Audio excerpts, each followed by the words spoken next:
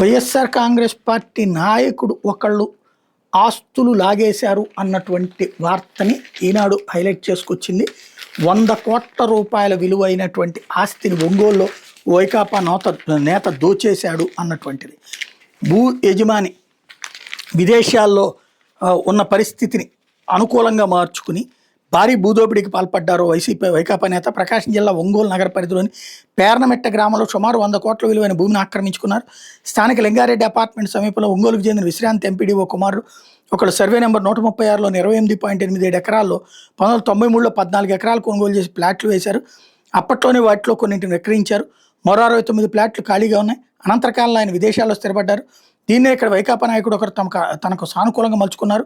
Municipal revenue అధికారులు సిబ్బంది సహకారం సర్వే నెంబర్ని సబ్ డివిజన్ చేయించారు. తప్పుడు పత్రాలు సృష్టించి బ్యాంకుల ద్వారా రుణాలు పొంది సదరు ఫ్లాట్లలో ఇళ్లు నిర్మించి విక్రయించేశారు.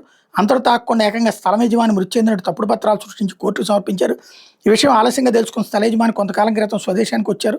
తన భూమి అన్యాక్రాంతమైన విషయం మీద పూర్తి స్థాయిలో అధ్యయనం చేశారు. తనకు జరిగిన అన్యాయం మీద సదరు భూ యజమాని జిల్లా ఉన్నతాధికారులను కలిసి లిఖితపూర్వక ఫిర్యాదు చేశారు. అన్ని ఆధారాలు వాళ్ళకి అందజేశారు. న్యాయస్థానంలో హాజరై తాను బతికే ఉన్నట్టు తెలియజేశారు. ఈ భూకుంభకోణం మీద అధికారులు రెవెన్యూ పోలీసు సిబ్బందితో సంయుక్త విచారణ బృందాన్ని ఏర్పాటు చేశారు. ఈ బృందం క్షేత్రస్థాయిలో విచారణ జరిపి భారీ ఎత్తున అక్రమాలు జరిగాయని గుర్తించింది. బాధ్యుడైన వైకాపా నాయకుడిని విచారణ నిమిత్తం ఇటీవల ఒంగోలు తాలూకా పోలీస్ స్టేషన్కి పిలిపించారు.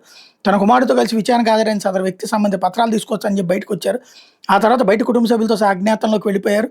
వారి సెల్ ఫోన్లు ప్రస్తుతం మోగబోయాయి.